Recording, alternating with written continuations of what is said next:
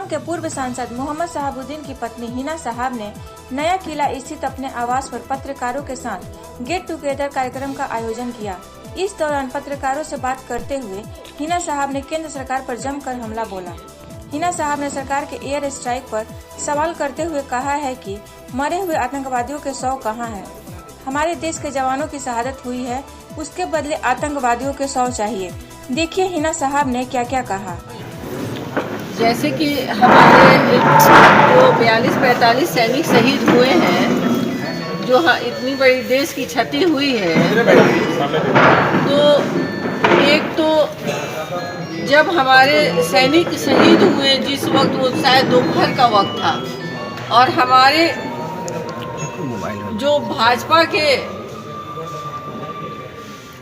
देश के अध्यक्ष जी थे अमित शाह जी, वो अपनी सभाएं कर रहे थे, प्रधानमंत्री जी अलग सभाएं कर रहे थे, और सुबह तक उन लोगों की सभाएं चली, और दूसरे दिन उन्होंने अपनी प्रतिक्रिया जाहिर की कि हम लोग बहुत दुखी हैं, या हम लोग इसका बदला लेंगे, जो भी हुआ एक के बदला 10 लेंगे। लेकिन कुछ दिनों के बाद जब इन लोगों ने हवाई हमले जब करवाए हैं, तो कहाँ करवाए ये तो अभी तक पता ही नहीं चला। आप मीडिया बंधु भी जानते हैं कि अभी तक कुछ भी पता नहीं चला कि वो हमला कहाँ हुआ, कितने लोग मरे, 400 लोग मरे कि 100 लोग मरे कि एक भी नहीं मरे। जिनके प्रति हमारी सेवा है, जिनके प्रति हम निर्भीक होकर अपने घर रहते हैं, गांव में रोड पे जहाँ पे दिल चाहता है वहाँ आज़ादी से घूमते हैं, वो सैनिक जो बर्फीले पहाड़ों में, बर्फीली ये धूप में, रेगिस्तान में जो हमारे बॉर्डर की सुरक्षा करते हैं, तो उनका जो सेवा होना चाहिए, जो उनके लिए जो उनकी सुरक्षा में मुहैया करानी चाहिए, चाहे वो हवाई जहाज हो, हेलीकॉप्टर हो, जो भी हो। मान लीजिए कि उस दिन इतनी बड़ी संख्या में, शायद 2,500 की संख्या में सभी लोग वहाँ से सैनिक दूसरी जगह जा रहे थे, तो 4-5 घंटे का सफ़र था। तो उस वक्त तो हमारे जो गृह मंत्री जी थे, जो हमारी सुरक्षा ये मंत्री जी हैं, जो ये क्या कहते हैं, रक्षा मंत्री, तो रक्षा मंत्री को चाहिए था कि उन लोगों को ये हेलीकॉप्टर अवेलेबल करवाती, या उन लोगों ने जो मांग रखी थी गृह मंत्री से, उन्होंने मंत्रालय से मांग रखी थी कि हम लोग को हेलीकॉप्टर मुहैया कराई जाए, ताकि हम लोग जल्दी से दूसरी जगह पहुंच जाएंगे। और इन लोगों को खबर भी हुई थी कि हमला होने वाला है, हमने पेपर से और न्यूज़ चैनल से देखा है। तो वो क्यों नहीं कराया गया, क्या बात थी? इतने सुरक्षा व्यवस्था होने के बाद, चौक चौबंद होने के बाद, जो रास्ते से हमारे सैनिक जा रहे थे, वो रास्ते में अटेंडम गाड़ी में इतना बड़ा विस्फोटक सामान कहाँ से आ गया? क्या वो जांच का विषय नहीं है? बहुत सारे मुद्दे चल रहे थे देश में, बहुत सारा हंगामा था, और अचानक ये हमला हो जाता है और सभी लोग उस हमले में लीन हो जाते हैं। तो अब जायज़ सी बात है कि हमारे देश की इतनी बड़ी क्षति हुई है, और जिनके अपने ऊपर थोड़ी देर सोच के देखिए, अगर हमारे ये पुत्र उस जगह पे जाकर शहीद होते हैं तो हमारे दिल को कितनी तकलीफ होती है। तो जैसे उतने 45 घर उजड़ गए, उसका कोई हिसाब नहीं है, उसका कोई ये पूछने वाला नहीं है। वो लोग तो कह रही हैं कि हमें चाहिए बदला, तो वो लोग दिखाएं कहाँ हमला हुआ है और कहाँ पे किसको मारा गया है। जो गद्दार हैं, जिन्होंने ये हमला किया है, चाहे वो पाकिस्तान के हो, चाहे कश्मीर में घुसे हुए घुसपैठी हो, कोई भी हो, उसकी जांच होनी चाहिए। और अभी तक कोई जांच नहीं हुआ, कोई निष्क्रिय नहीं निकला, कुछ सामने नहीं आया कि किसने मारा है और कौन कौन इसमें थे। तो मैं इस पे ज़्यादा नहीं बोलूँगी, क्योंकि बहुत ज़्यादा मैं उस लायक नहीं हूँ कि मैं देश के पे उंगली उठाऊँ और देश के बारे में बड़ी बड़ी बातें करूँ। बहरहाल हम लोगों को चाहिए कि हम लोग उस हद तक पहुँचें और हम लोगों को भी थोड़ी जानकारी मिले कि कौन थे ये हमारे देश पे हमला करने वाले और करवाने वाले। कल से मैडम एक और मुद्दा उठा हुआ है, राफेल डील जो हुआ था उसका दस्तावेज चोरी हो गया है। इसके लिए किसको आप जिम्मेदार मानते हैं?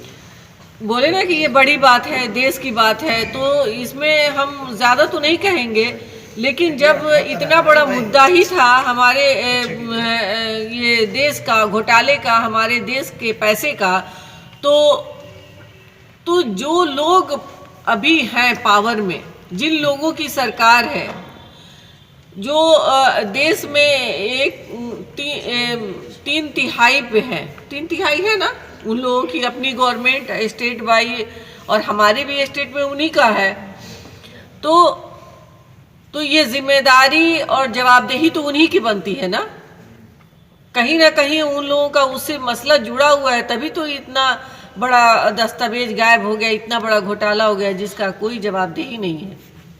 चलिए, ये तो देश की बात की, सरगर्मी तेज हो गई, जगह पे कैंपेन कर रही हैं, जा रही हैं। जी हाँ। किन मुद्दा को लेकर आप जनता के बीच जा रही हैं? जनता के बीच में मुद्दों को लेकर नहीं जा रही हूँ, उनके दर्द और दुख को लेकर जा रही हूँ, जो इतने दुखी हैं, जो हमारे दलित शोषित बहनें हैं, भाई हैं, जो बहुत दुखी हैं, जिन तक सारी सुविधाएं मुहैया होनी चाहिए थी।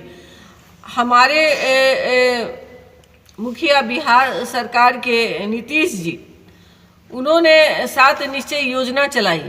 कहाँ तक योजना सफल है? आप लोग भी मीडिया बंधु हैं, आप लोग भी गली गली मोहल्ले मोहल्ले जाते हैं, देखते हैं कितने योजनाएं सफल हैं। वो जो कहते हैं ना, सिवान को घोषणा कर दी गई ये शौचालय मुक्त से, ODF हो गया। और मैं जाती हूँ उन गरीब शोषित और दुखियारी भाई बहनों के पास, तो उन लोगों ने कहते हैं कि हमें पैसा ही नहीं मिला, हमारे यहाँ शौचालय ही नहीं है। आप देख लीजिए, जैसी बात है, मैं उनके दरवाजे पे जाती हूँ तो कहीं मुझे शौचालय नहीं दिखता है। ऐसी जगह दिखता है जहाँ जिनको ज़रूरत नहीं थी, जिनके पास पहले से था, अच्छे घरों के सामने मुझे शौचालय दिखता है और रंग बिरंगा पेंट दिखता है। और जहाँ ज़रूरत थी वहाँ तो मिला ही नहीं, और मिला तो उसमें 12,000 रुपये में, अगर किसी गरीब हमारी बहन को मिला भी है तो उसमें 12,000 में 3,000 रुपया तो दलाली खा जाते हैं, बकिया बचा 9,000। 9,000 में इतनी महंगाई के दौर में क्या वो आज 9,000 रुपया टाली ईटा है। एक टाली तो मुश्किल से एक छोटे से शौचालय में लग ही जाएगा ना, उससे भी ज़्यादा लगेगा। और उसके बाद आप सीमेंट, बालू, गिट्टी, रड, ये सब उसमें हो जाएगा। योजना तो बहुत चलाते हैं सभी लोग, और सफलता भी दिखाते हैं कि सारी सफलताएं मिल गई, लेकिन हमें तो नहीं दिख रहा है कि सारे योजनाएं वहाँ कामयाब हुए हैं। उसी तरह नल जल योजना चल रहे हैं आजकल, गली गली मोहल्ले मोहल्ले में एक वार्ड को 18 लाख रुपया मिल रहा है काम कराने के लिए। और एक वार्ड में कितने घर होते हैं? कितने घर होते होंगे? मुश्किल से 50 घर होते होंगे एक वार्ड में। एक ज़्यादा होते हैं, 100-200 भले 100-200 घर होते हैं। तो अगर उसी पैसे से अगर 2 घर के बीच में भी एक हैंड पाइप गाड़ दिया जाता 150 फीट का भी, तो वो लोग कम से कम 10 से 20 साल तक आराम से उससे पानी पीते साफ सुथरा से। और ये जो नल जल योजना का जो आप पाइप छू के देखें कभी, इतना कमज़ोर पाइप है जो ज़मीन में डाली जा रही है, जो किसी पाइप के सहारे नहीं डाली जा रही है, डायरेक्ट उसको खोदा जा रहा है, मिट्टी में डाला जा रहा है। और कहीं पे वो साटने वाला अब वो केमिकल भी आ गया है, कहीं पे वो पाइप कट भी जा रहा है तो उसको केमिकल से साटा जा रहा है। क्या गारंटी है कि जब ये योजना का लाभ शुरू होगा? अभी तो कहीं लाभ शुरू नहीं हुआ, सिर्फ बिछाए जा रहे हैं पाइप। और उसमें देखिएगा कि कितने करोड़ों का घोटाला सामने आएगा। अब बहुत जल्द ये चीज़ सामने आने वाला है, जिसमें शौचालय घोटाला भी आएगा, नल जल योजना का भी घोटाला आएगा सामने, और तब देखिएगा कितने लोग इसमें लिप्त मिलेंगे। और जब घोटाले की बात आएगी तो लोग सभी लोग मुकर जाएंगे, सभी लोग अपने पल्ला को झाड़ लेंगे कि हमने तो कर दिया, हमने तो दे दिया। चलिए मैडम, आज अंतर्राष्ट्रीय महिला दिवस है। जी हाँ, क्या कहना चाहेंगे आप? हम सभी महिलाओं को से ये अपील करना चाहते हैं कि आप किसी पुरुष से अपने आप को कम न समझें, और अपने बच्चों को शिक्षित करें और उन्हें स्वावलंबित करें, और उन्हें स्वयं रक्षा करने के लिए उस साहसी बनाए, ताकि आने वाले जो हमारे दिन हैं, जो इस देश के भविष्य हैं, उसमें हमारी बच्चियों की साझेदारी हो और किसी भी इसमें काम में, किसी भी छोटे बड़े महकमे में वो जाए और अपने आप को पुरुष के बराबरी पाए। सालों में जो विकास होना चाहिए लोकसभा क्षेत्र में जी, वो विकास हुआ है कि नहीं? सांसद मत से कितने काम हुए हैं आपकी नज़रों में, और हर जगह कैंपेनिंग कर रहे हैं, क्या मिल रहा है आपको? हर जगह तो हम तो ज़्यादा कुछ नहीं कहेंगे, हम तो चाहते भी नहीं है कि उन लोगों का नाम लें और उन लोगों के बारे में कुछ कहें, क्योंकि मैं तो यही कहूँगी ना कि हमारे जिला के वो भी हैं, तो ये तो हमारी जनता जनार्दन ही इस विकास के बारे में जवाब देगी। और जो उन्होंने विकास किया है वो सबके सामने है। उन्होंने अपने सिवान जिला का जो उनको 50 करोड़ हुआ, 10 साल वो हैं सांसद, 50 करोड़ हुआ ना, 5 करोड़ हर साल का मिलता है, तो 50 करोड़ में आज हमारा सिवान कहाँ से कहाँ गया रहता।